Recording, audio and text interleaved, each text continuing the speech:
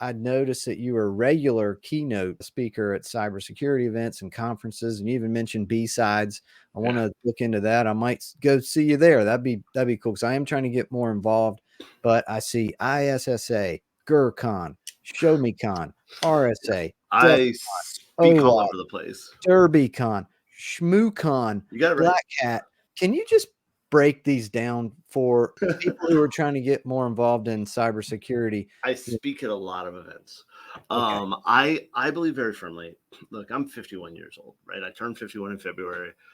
I have built a career that I'm proud of. I've been able to do some really fun stuff and some stuff that, poor white trash Kevin growing up would never have dreamed I could have done what I'm doing, right? What I realized is that, there's two sides to it.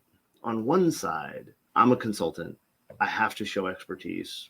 I need to get people to understand who I am and where we are and how to do it. So standing up on stage is a lead gen.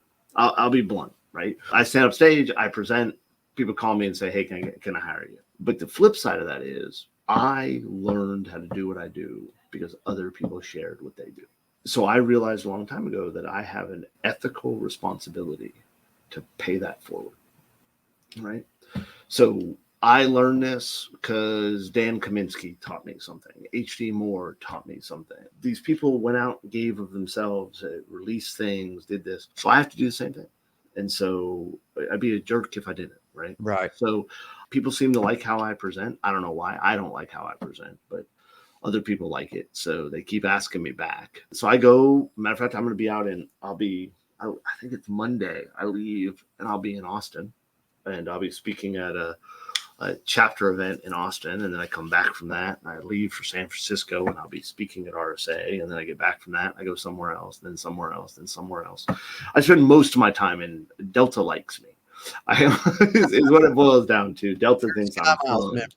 I am a Sky Miles member and a Sky Club member. I spend way too much time in airports. But yeah, so I go out to these events. I recommend them highly. If you're trying to get involved, one of the biggest things to get involved in security, to be a part of InfoSec, the best way to do that is networking. If you know people, if you're connected to people, they're going to help you out. You're going to help them out. And bluntly, that's life in general, right? But in InfoSec, networking is it. And so you get a few things from these conferences. One, you get to meet a whole bunch of people, right? You get to see lots of smart people, some not so smart people, but mostly smart people. And you get to learn, right? There's people up on stage presenting stuff. There's almost always, quite often they're called villages, right? So you'll have a lockpick village where you can learn how to pick locks. You'll have a AI village. I was just out at B-Sides Charm, which is in Baltimore, and they had an AI village. They had an IoT village where volunteers will bring stuff in to teach you, and you'll be able to try it out and play with it and do this kind of stuff. And so you spend the weekend learning stuff. And you're meeting a whole bunch of cool people, and you're getting connected with the community, and right, like it's just, and most of the conferences, RSA and stuff like that's ridiculously. I think RSA is like almost $3,000 to go to this, which is ridiculous. But like most of the B-sides, if they charge anything, it's like $20 or $30. So most people can afford it, and if you can't afford it, there are organizations and groups that will help you get to the conference. Right, you can also volunteer to help out. That'll get you into the conference, but it builds a level of community. And you got to remember, right, like the majority of InfoSec has come from the old school hacker groups and the old school hacker techniques and things like that. At some level, right, it comes from that, right? I mean, back in the day, right, we were connecting with people that thought like us, that were interested in the same things we were interested in, that liked playing with systems. And the conferences of today, the good ones, are reminiscent of that old school meetups and stuff like that. So how do you categorize and differentiate the conferences? You pretty much have, in my head, you've got two main types of conferences. You've got the very professional conferences, right? RSA, InfoSec World, stuff like that. And then you have the more community hackerish conferences, right? DEF CON, B-Sides, KernelCon, ShowMeCon are going to fall into those. Right. Matter of fact, ShowMeCon is an amazing conference. I recommend it highly. It's one of the few conferences I know that kind of crosses into both categories. And then within the category, you have pretty much two different types. So whether it's the professional, really industry-driven conference or the hackerish conference. Within those two categories, you have the very large conferences like Black Hat. People fly into Black Hat from around the world. It is a hackerish it's become a professional. Let's go with DEF CON. DEF CON is a hackerish conference, but it's also got like 40,000 people attending it. Okay. Right. It's got this ridiculous number of people. It's a big conference. There's things happening for the whole weekend. There's thousands of people going from around the world. And then, so you got the large conferences, and then you've got the smaller, what I would refer to as a regional conference. A lot of the B-sides fall under that, right? You know, like B-sides Charm, I think they had 800 people. That's a good side. Like it's still 800 big. people, that's a good size conference. That's how I'd categorize them. And then really what you got to look at is, what do you want out of it? If what you're looking for is a very professional CPE driven, then going out to an RSA or whatever is probably the direction you want to go.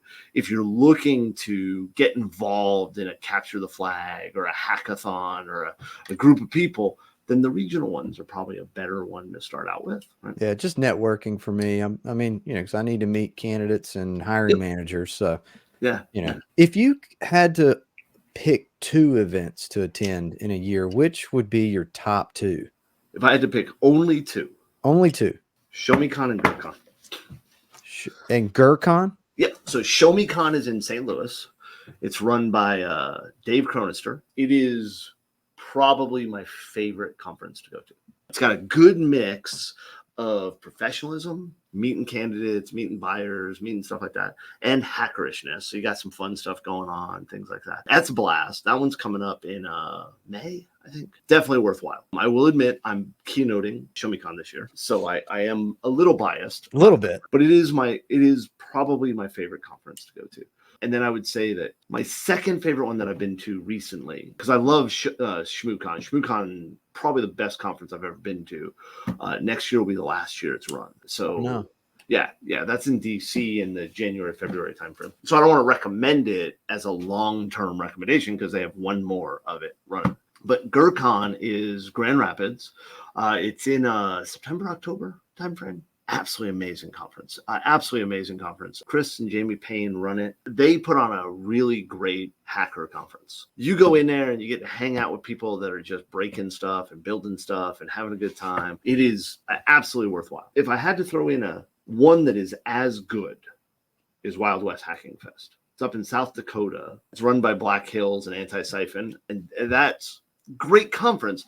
The problem with Wild West Hacking Fest is it's in Deadwood, South Dakota, so it's not the easiest conference to get to. Out of my top 3, I cheated a little bit. Yeah, I think we got your top 5 there, but yeah, it's good stuff, man.